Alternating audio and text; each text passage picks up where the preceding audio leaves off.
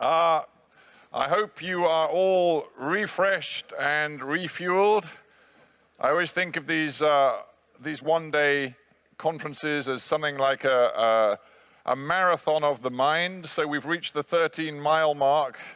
We're all puffing and panting, but we get our refreshments, we drink our energy drinks, and we go again for the second 13 miles. So I hope you're all with me on that. Now, we've got a great bunch of sessions this afternoon.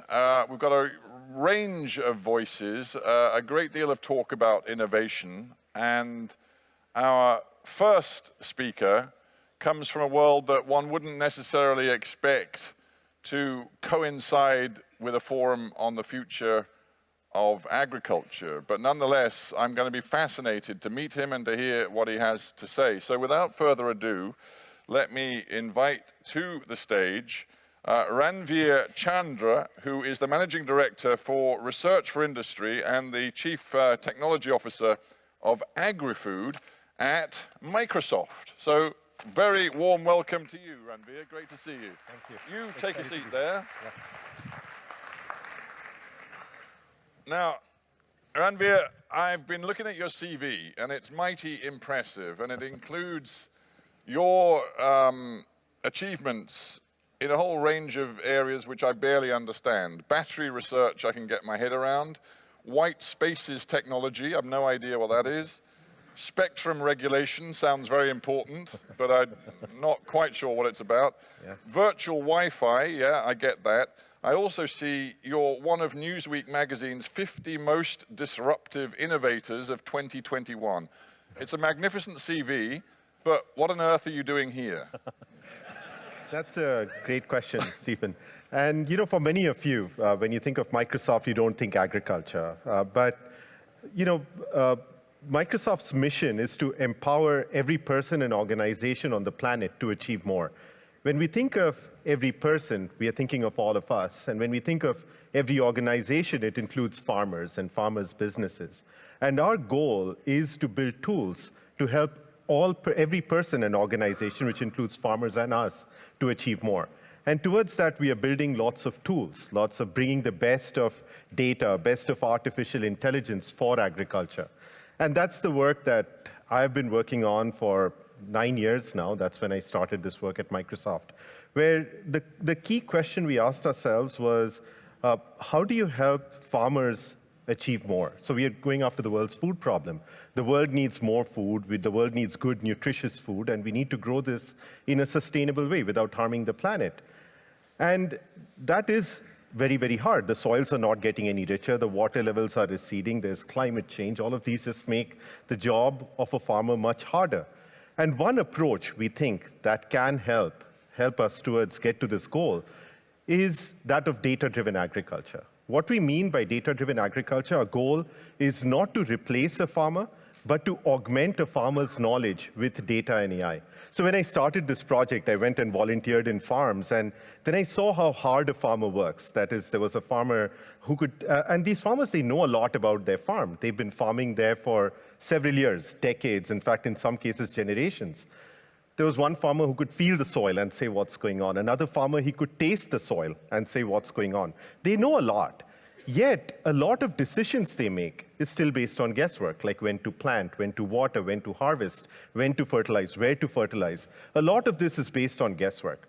So our vision at Microsoft is, can you augment a farmer's knowledge, a person who knows a lot about his or her farm, with data and AI so that they can make much more informed decisions? Our goal is to remove guesswork and replace it with data and artificial intelligence. Fascinating. Hands up, first of all, hands up all the farmers in the audience.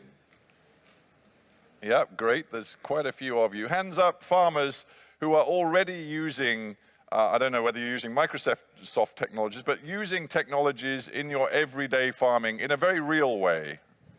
Yeah, all of you, pretty much. So you're all, I mean, that's good, because here's a community of farmers who are very open to technology.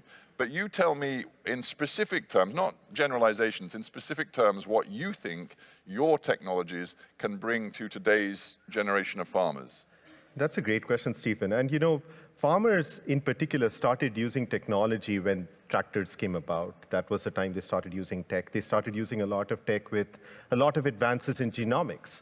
The new advances that are happening in technology is around software, is around data, is around artificial intelligence. And artificial intelligence is really coming with a storm. These days, if you've been following the news with ChatGPT and everything that's happening there, there's a lot of advances that are happening in AI, where with data, you can start with data and the appropriate amount of compute. You can start driving insights that previously weren't possible. Imagine getting microclimate forecasts for your farm, not just what the weather is right now at the weather station, but in individual parts of the farm. What if you could model your entire farm, what the soil is right now, not just at the surface, but above the soil and below the soil, what it looked like in the past and what it would look like in the future. Like one of the tools that we announced a product 2 weeks back. I was in San Francisco. We announced a Microsoft Azure Data Manager for agriculture. We are not building these solutions to sell to farmers. It's for other agriculture companies or other startups or other technologists who want to use the latest advances in cloud computing, in AI, to build their solutions. So we announced this product, another version that we just open sourced late last year, which we call Project FarmVibes.ai. It's all in open source. One of the tools we've included there is a what-if analysis tool. So imagine a farmer who goes to this portal, who says, this is what I want to do in my farm. How is it going to change the yield? How is it going to affect the amount of carbon that's sequestered in my farm? So a lot of the questions that I'm hearing today, you could answer some of those questions with data and AI to help farmers make more informed decisions. We hear a lot of questions about, farmers should adopt this particular practice. Well, they are running a business. You want them to be taking a decision which impacts their business while they are protecting the planet. And we believe that with data, with the advances in artificial intelligence, you can make more accurate predictions. You can help them take more informed decisions about what they should be doing in the farm.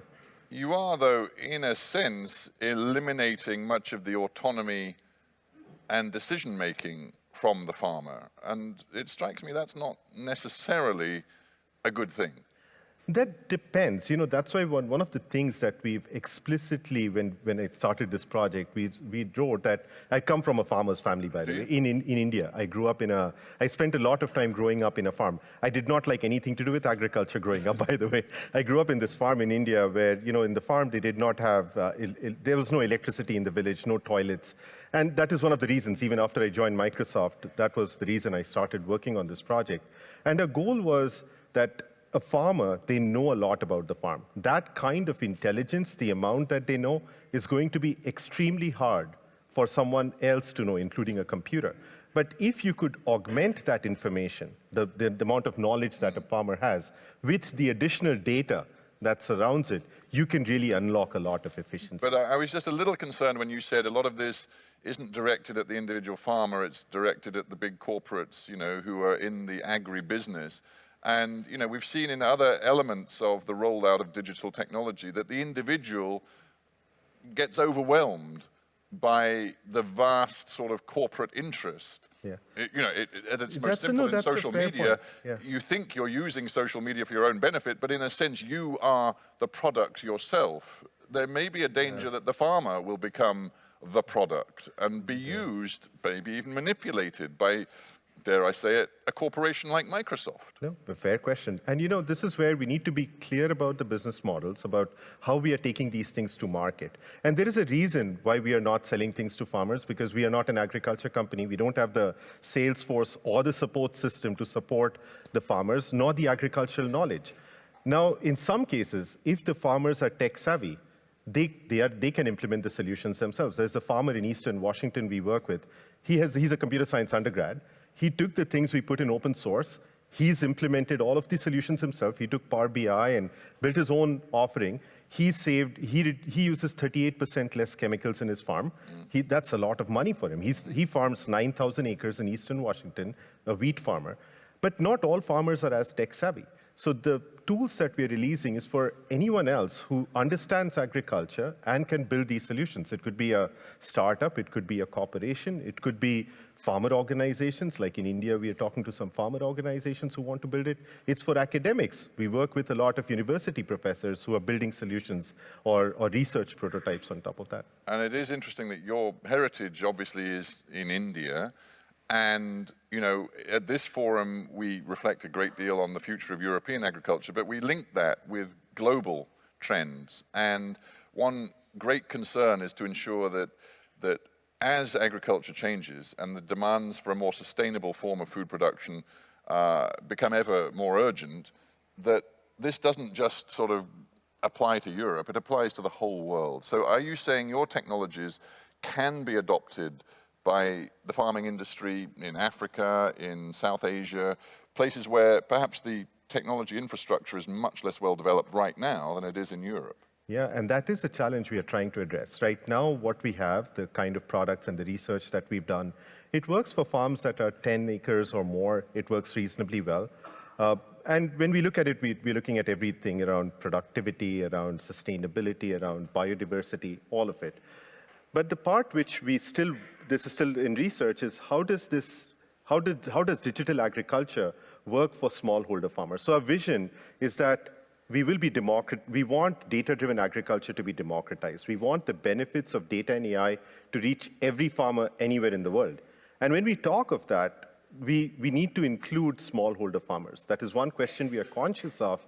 Is just like with the digital divide, we don't want to increase the divide between big farmers and the small farmers. And there are many smallholder farmers worldwide.